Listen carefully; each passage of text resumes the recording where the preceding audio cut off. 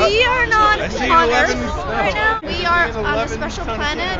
It's called Nerdfighting. Weirdly So we're no longer an island? No, we're a fucking planet now. To his chamber, turning all the soul within his burning. Soon he heard a knocking somewhat louder than before.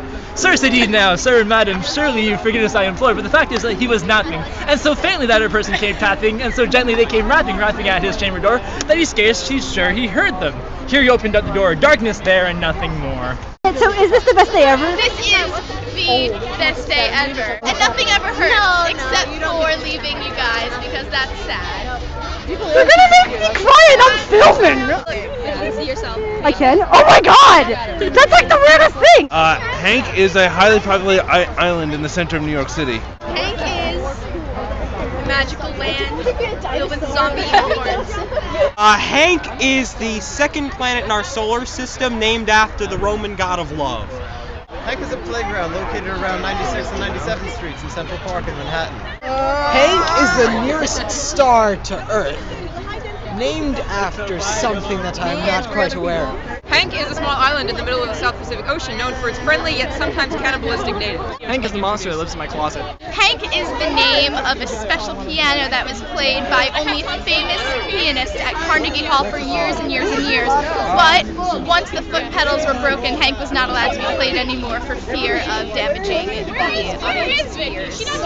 Hank is a short form of William, as I remember, but then William can also be shortened to Will, so that doesn't make any sense. Okay. I don't know if that made any sense to you at all. Hank is a brilliant human being who created a world in which I'm no longer a lonely little jellyfish, but one of many little purple jellyfish swimming in New York. Hank is that really creepy baby in the sun from Teletubbies. No, he's the pornographic vacuum cleaner from Teletubbies. He's that creepy baby. Pornographic vacuum. Creepy baby! Pornographic vacuum. Creepy baby! Pornographic vacuum.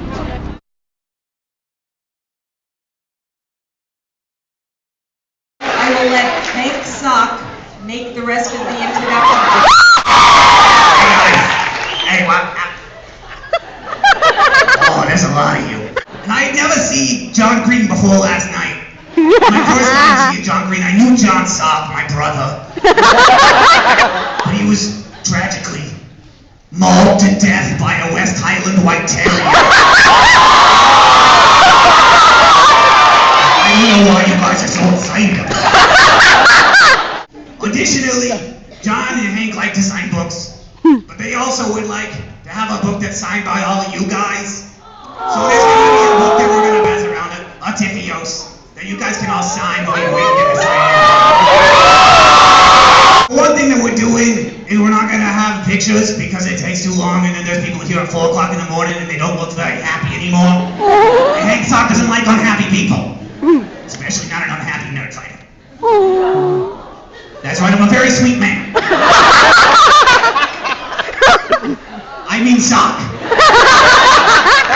And my next announcement is that I would like to introduce to the stage, to the people here, my brother in flesh, though not in stock, John Green.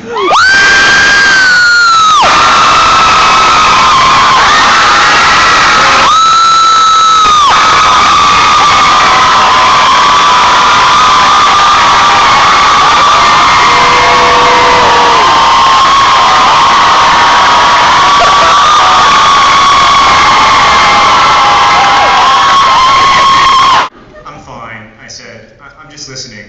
Hurdlers? Yeah, hurdlers. I don't know why. I started thinking about them running their hurdle races and jumping over these totally arbitrary objects that had been set in their path. And I wondered if hurdlers ever thought, you know, this would go faster if we just got rid of the hurdles. I love it when you talk medical to me.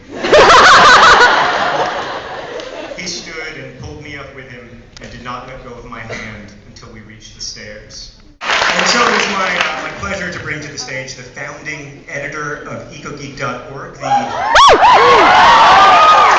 the world's leading environmental technology website, the inventor of 2D glasses, which render three-dimensional movies in a crisp 2 dimensions. He is the creator of the world's largest online video conference, VidCon.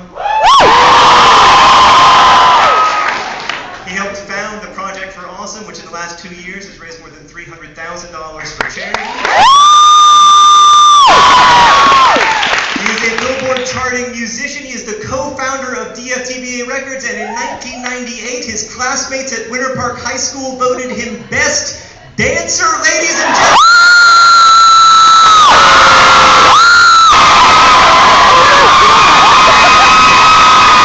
This song's called Video Game Books. You want it to matter, boy, well, you matter to me. Your video game books might get me funny looks, but Staff Sergeant Max Mayhem gets me high. And I'm starting to see not just what you want from me, but what you want to get from what you've got. There's not a line from amputee heroes in history, but I've got one sitting right in front of me.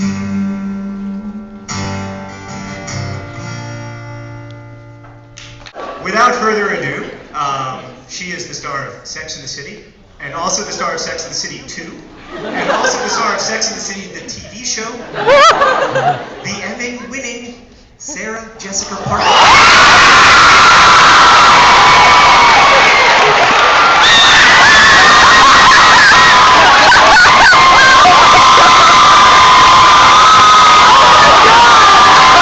You wouldn't get this from any other guy. I just wanna tell you how I'm feeling. I'm never gonna let you down. I'm never gonna run around and desert you. I'm never gonna make you cry. I'm not gonna say goodbye. I'm never gonna tell a lie and hurt you.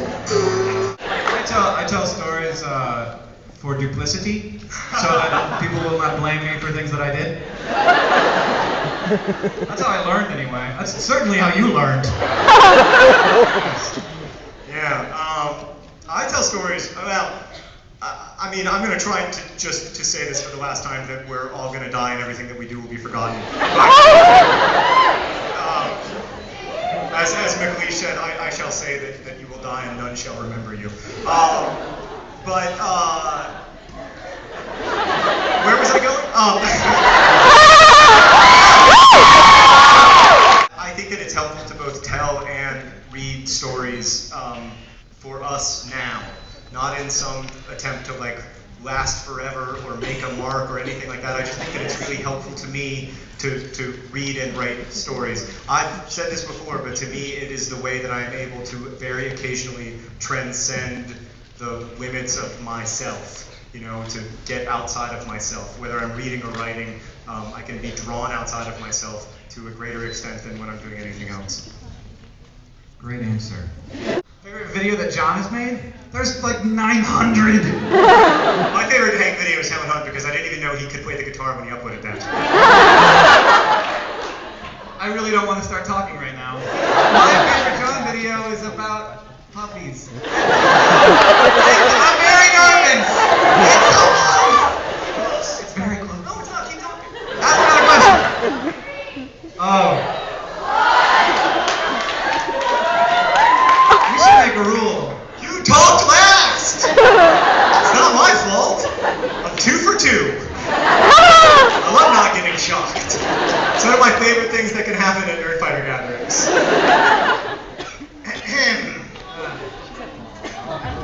The time has come. No pity. There are rules in this world.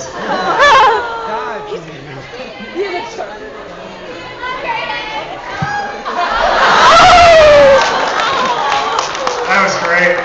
Tell me that this is the most fun you've ever had. We all make mistakes, but no one's a chicken booty with a chicken.